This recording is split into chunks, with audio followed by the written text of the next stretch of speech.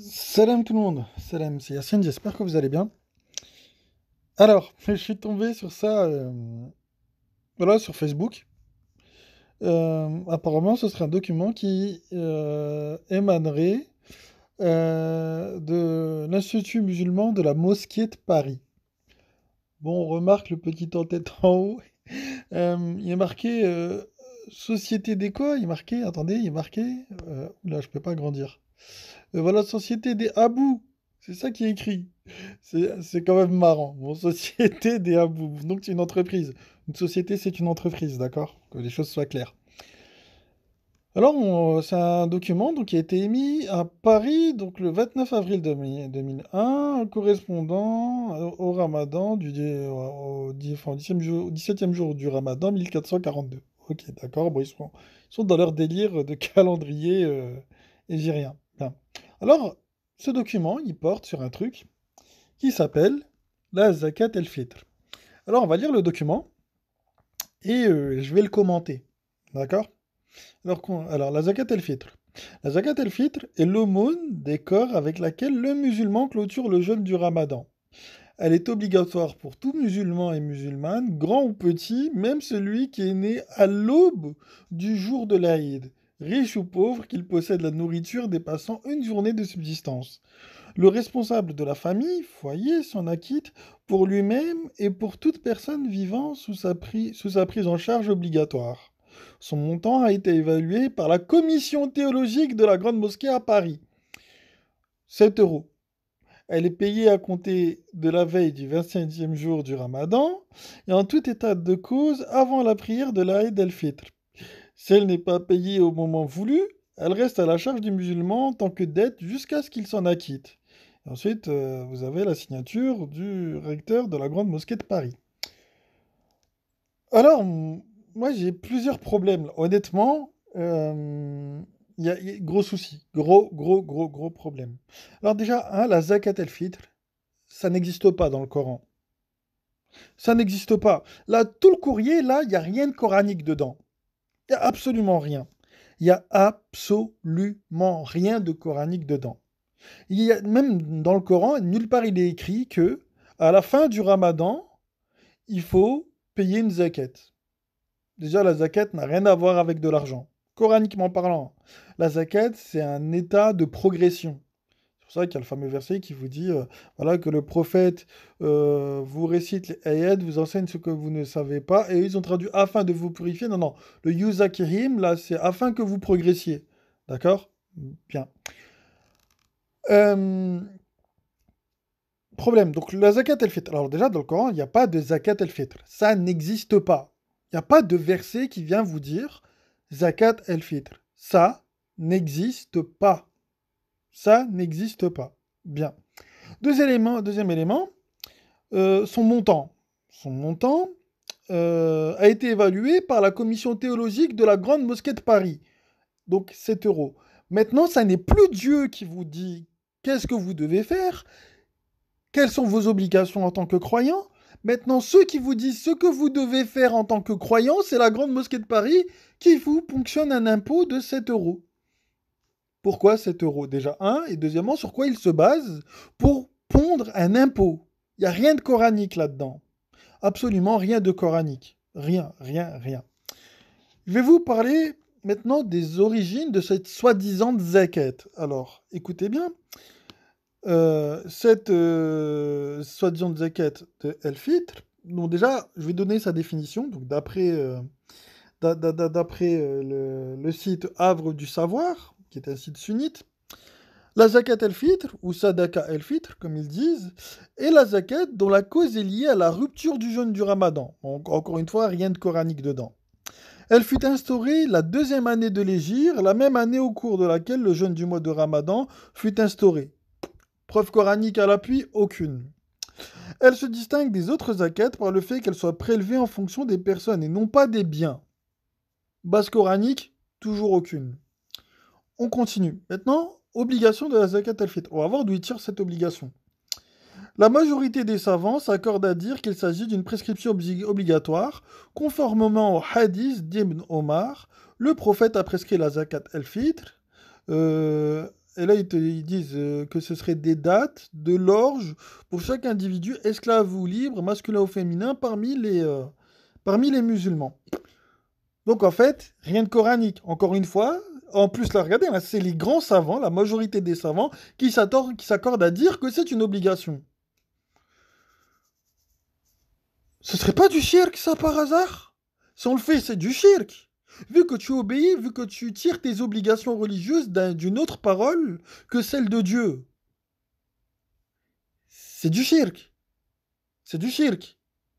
Parce que là, votre ibada, votre obéissance, ouais,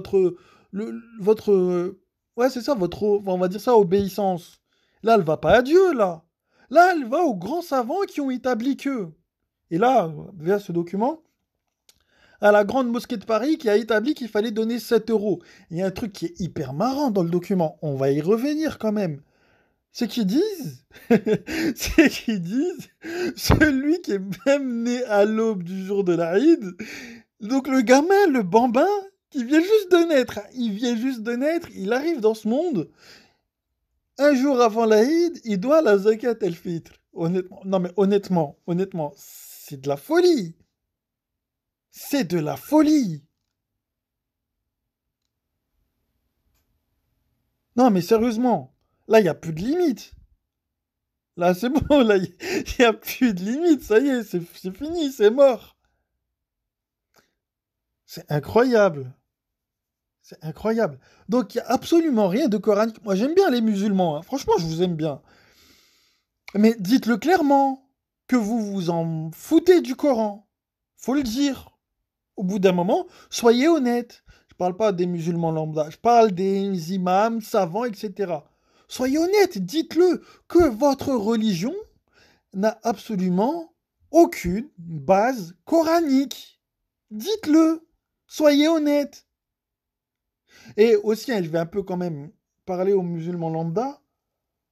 C'est quand que vous allez c'est quand que vous allez vous arrêter de vous prétendre musulman sans avoir lu le Coran, sans connaître le contenu de votre religion. Quand? Quand est-ce? Parce que si vous vous faites arnaquer là comme ça, c'est de votre faute. Parce que vous lisez pas le livre auquel vous êtes censé croire. Vous croyez un bouquin que vous n'avez pas lu. Vous êtes trop marrant vous aussi. Vous êtes marrant, hein? T'as des gens qui viennent, ils te disent je crois au Coran sans l'avoir lu. Donc tu crois à un truc que t'as pas lu, tu sais même pas ce qu'il y a dedans et tu dis que tu y crois. Et après, quand il y a un truc comme ça, tu dis, tu donnes volontiers et tout. En fait, je vais vous expliquer un truc, les croyants, les musulmans. Vous êtes des vaches à lait. Vous êtes tout le temps en train de raquer au bassinet. Tout le temps. Tout le temps. Tous les vendredis, déjà, l'imam y passe pour vous demander du pognon. D'accord? Votre soi-disant pèlerinage qui n'existe pas coraniquement, encore une fois, vous pouvez me rappeler son prix? 5 000 balles. 5 000 balles. Ok. Et là, la zakat al-fitr, 7 euros. Donc vous imaginez bien, 5 euros sur la tête de chaque fidèle par membre de la famille. Donc imaginons euh, un père de famille, enfin une famille de 5 personnes, 5 fois 7, 35. 35 euros dans la poche de l'imam, hein. Imaginez ça par tête. Par tête. D'accord? Voilà. Donc ils vont se faire un sacré magot sur votre pomme, en fait. Cet argent, il ira pas aux pauvres. C'est pas vrai, hein. C'est pas vrai, hein. Juste un truc, ou juste on va réfléchir. On va dire qu'il y a des musulmans, on va dire il y a des mosquées en France depuis 15 ans. D'accord? Depuis 15 ans, il y a plein de mosquées partout. Donc tu as plein de gens qui font des dons à ces mosquées-là. Mais pourtant, la situation économique des musulmans qui sont dans la pauvreté ne change pas. Depuis 15 ans, depuis 15 ans. J'ai pris une...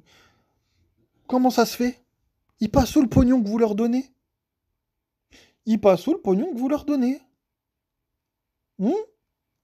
15 ans que vous raclez au bassinet, 15 ans que vous leur filez du pognon, ils passent sous le magot. Ils passent où? Hmm. Pas sous. Vous n'allez pas me dire qu'il va dans la poche des pauvres, hein, parce que c'est pas vrai. Parce que si les pauvres ils restent pauvres et qu'ils restent dans leur galère, c'est bien que l'argent il ne leur parvient pas. Donc voilà, donc en fait, comme il n'y a rien de coranique, il n'y a rien de bien. Il n'y a rien de bien qui découle de ça. À partir du moment où la chose n'est pas coranique, c'est pas possible qu'il y ait du bien qui en découle. D'accord? C'est juste tout à fait logique.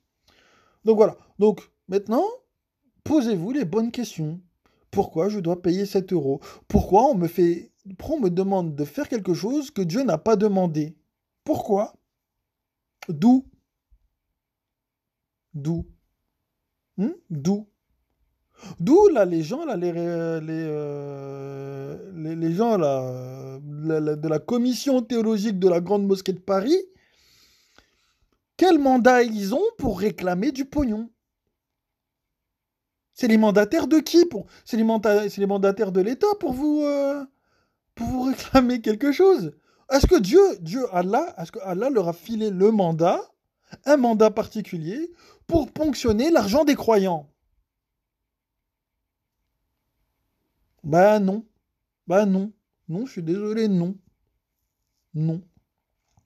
Donc voilà. Donc le foutage de gueule continue, d'accord? Et les musulmans continuent de rester endormis et voilà. Juste parce que t'as un mec avec une belle barbe et une djellaba, il vient leur parler arabe, ils le suivent. Voilà. Mais bon, sinon le Coran, il est toujours de côté, hein. Ah, le Coran, ils vont pas l'ouvrir, hein. Ah, le Coran, soit ils vont faire des tableaux là avec un verset du Coran là. Vous savez la ayat al-Kursi là, sur lequel ils ont fait plein de hadiths qui ont rien à voir avec le contenu du verset. Ou alors le Coran, il est là pour décorer et il est plein de poussière. Mais essayer de le lire et le comprendre, ils le feront pas. Et ils continueront de se faire arnaquer comme ça. Bah, j'ai envie de dire que quelque part, c'est peut-être votre punition de vous faire bananer comme ça.